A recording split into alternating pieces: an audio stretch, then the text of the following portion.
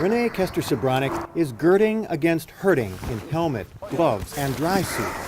I got them here. Husband Ken at her back. I'm in the back. Friends on every side. See you guys down the river. Boulder gardens, standing waves, and drop-offs versus blue boat filled with air. Everything you're looking for in a day of play on a wild river. Just going through the meat of it, just looking for fun factor. You can get in a lot of trouble real quick if you don't know what you're getting into. These are the rapids of the Chippewa River at Jim Falls, where 1,000 obstinate rocks stand between you and a dry landing. Right. And you kind of know where you're at. Or hell-bent. And yes, where you're headed. We learn from our mistakes quickly. And canoeing, especially whitewater, is always learning. There's never a point where we're satisfied. Because satisfaction is never guaranteed in any sport, whether whitewater canoeing or marriage. I would say that building a house, riding a tandem bike, and canoeing tandem is a true test of a marriage, and I think we've passed all three with flying colors. No matter how good you are, there are times when you just have to swim for it. We have swum a handful of times, and that was pretty scary, but we always have people with us that know if we swim, Ken will take care of the boat, and they need to take care of me. Because, you see, well, maybe you don't. When I was 17, I went to an eye doctor, and he told me that I had retinitis pigmentosa, which is a hereditary eye disorder where you can lose your vision. And he said by the time I was 40 that I would be blind. When I was 41, I was legally blind and had to give up my driver's license and my car. Renee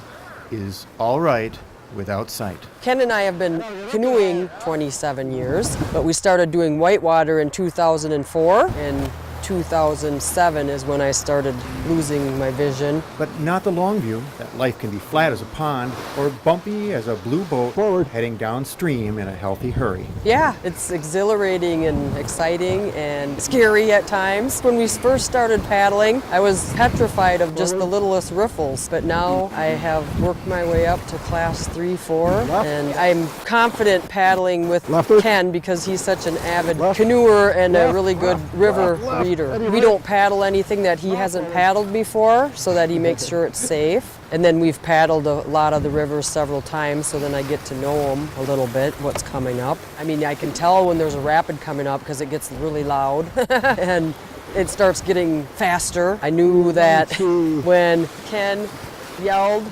louder, that meant it was more urgent. Forward, forward, forward, forward, forward, forward, forward, forward, forward, forward, forward. I'm lucky I have good hearing.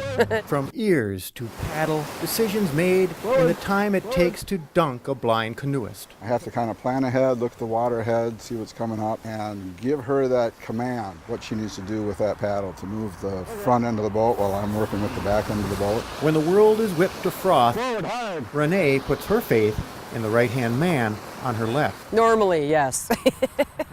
Sometimes I'm thinking right.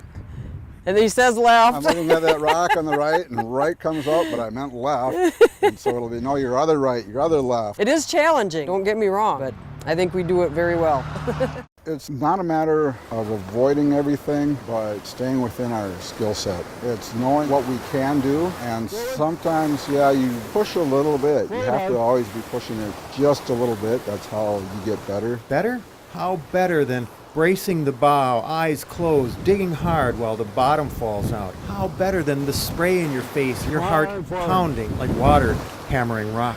Being outdoors and spending time with my husband and friends and doing something a little different that not everybody does. I used to bowl on a league. We tandem bike, we hike. I just went to Vegas and I did the Zoom line downtown Vegas. That was pretty exciting. I like to do as much as I can. Why not? Why watch from the sidelines when you can help steer? Anyone can do anything they set their mind to, regardless of your abilities or disabilities. And I would say just life is too short, and enjoy it and make the best of it. Steve Betchkal, CVCTV.